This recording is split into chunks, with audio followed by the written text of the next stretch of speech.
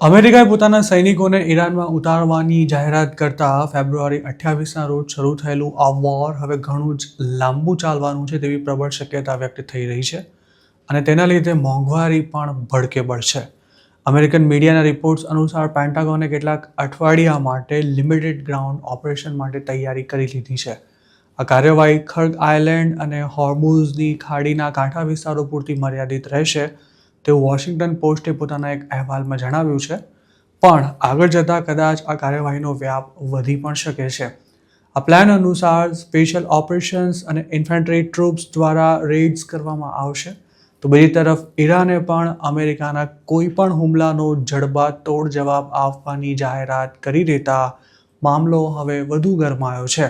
અમેરિકાએ સૈનિકો મોકલતા સોમવારે ગ્લોબલ માર્કેટમાં ક્રૂડના ભાવ પણ વધીને $115 પ્રતિ બેરલ સુધી પહોંચી ગયા હતા. યુદ્ધ જેટલું ભીષણ બનશે તેટલી જ એનર્જી ક્રાઇસિસ પણ ઘેરી બનવાની શક્યતા છે, જેના કારણે હવે ઇન્ડિયામાં પણ લોકોએ આકરી મોંઘવારી માટે તૈયાર રહેવું પડશે. ટ્રમ્પે શરૂઆતમાં આ વોર 4 વીક સુધી ચાલશે તેવું કહ્યું હતું અને પછી એવું કહીને પોતાનો બચાવ પણ કર્યો હતો કે ટાઈમલાઈન આપવામાં જે આવી છે તેમાં થોડું 19-20 પણ થઈ શકે છે. અમેરિકાની કાર્યવાહી માત્ર હવાઈ હુમલા પૂરતી મર્યાદિત રહેશે તેવું પણ મનાઈ રહ્યું હતું. ટ્રમ્પે પણ તેવી વાત કરી હતી, પરંતુ હવે ગાંગા થયેલા યુએસ પ્રેસિડેન્ટ ઈરાન પર ચઢાઈ કરવાની તૈયારીમાં છે. ટ્રમ્પ એડમિનિસ્ટ્રેશન યુએસ મરીન્સને મિડલ ઇસ્ટમાં તૈનાત કરી ચૂક્યું છે અને સાથે જ બીજા વધારાના હજારો સૈનિકોને પણ મોકલવામાં આવી રહ્યા છે. શનિવારે આ અંગે સેન્ટ્રલ કમાન્ડે જણાવ્યું હતું કે 2500 વધારાના સોલ્જર્સ યુએસએસ ત્રિપોલીમાં મિડલ ઇસ્ટ પહોંચી ચૂક્યા છે.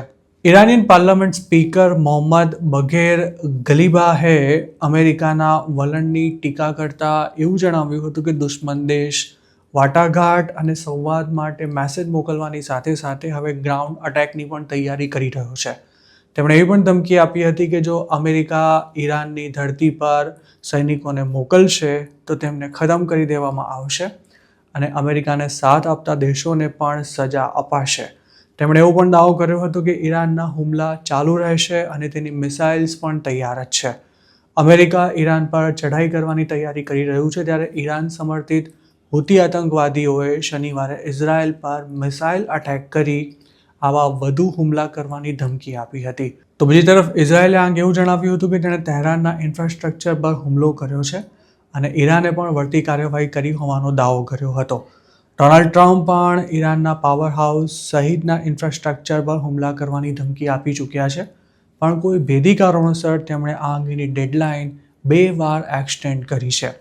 ઈરાન વોરમાં રોજે રોજ નવા અપડેટ્સ આવી રહ્યા છે. તેવામાં હોર્મુઝની ખાડીમાં શું ચાલી રહ્યું છે તેના પર આખી દુનિયાની નજર છે. આ વોર શરૂ થયું છે ત્યારથી જ ક્રૂડની કિંમતમાં 55% જેટલો વધારો થઈ ચૂક્યો છે અને ક્રૂડની આયાત પર નિર્ભર હોય તેવા લગભગ તમામ દેશોમાં ગેસોલિન અને ડીઝલના ભાવ વધી ચૂક્યા છે. અમેરિકા જેવા દુનિયાના સૌથી મોટા ક્રૂડ ઉત્પાદક દેશમાં પણ ગેસના ભાવમાં છેલ્લા એક જ મહિનામાં 34-35% જેટલો વધારો થયો છે, જ્યારે ડીઝલ 44% જેટલું મોંઘું થઈ ચૂક્યું છે. ક્રૂડ જેટલું મોંઘું થઈ રહ્યું છે તેટલા જ સ્ટોક માર્કેટ્સ ઘટી રહ્યા છે. સોમવારે જાપાનના નિક્કીમાં 1500 પોઈન્ટ્સ જેટલો કડાકો બોલાયો હતો, જ્યારે બીએસસીનો સેન્સેક્સ પણ 1635 પોઈન્ટ્સ તૂટતા ઇન્વેસ્ટર્સના લાખો કરોડ રૂપિયા સ્વાહા થઈ ગયા હતા. વોરને કારણે કોર્પોરેટ્સની આવક પર પણ ગંભીર અસર જોવા મળી રહી છે, જેના કારણે ઇકોનોમીમાં પણ ડાઉન ટ્રેન્ડ દેખાઈ રહ્યો છે. આ બધા સિવાય અમેરિકન ડોલર સતત મોંઘો થઈ રહ્યો હોવાથી ઇન્ડિયા જેવા વધુ આયાત કરતા દેશોની પરેશાની વધી રહી છે. અમેરિકા માટે ઈરાનની મિસાઇલ્સ અને ડ્રોન હજુ પણ મોટો પડકાર છે. ઈરાને છેક સાઉદી અને દુબઈ સહિતના દેશો ઉપરાંત અમેરિકાના હિન્દ મહાસાગરમાં આવેલા ડિએગો ગાર્સિયા મિલિટરી બેઝ પર મિસાઇલ છોડી પોતાની ક્ષમતાનો પુરાવો દુનિયાને આપી દીધો છે.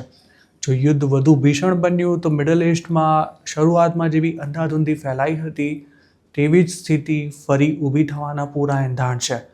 ટ્રમ્પ હાલ ઈરાનના ખર્ગ આઇલેન્ડ પર કબજો જમાવવાની વાતો કરી રહ્યા છે અને સાથે જ ઈરાન સાથે વાટાઘાટો ચાલુ હોવાના પણ દાવા કરવામાં આવી રહ્યા છે, જેના કારણે અમેરિકા ખરેખર શું કરવા માંગે છે તેને લઈને મૂંઝવણભરી સ્થિતિ ઊભી થઈ છે.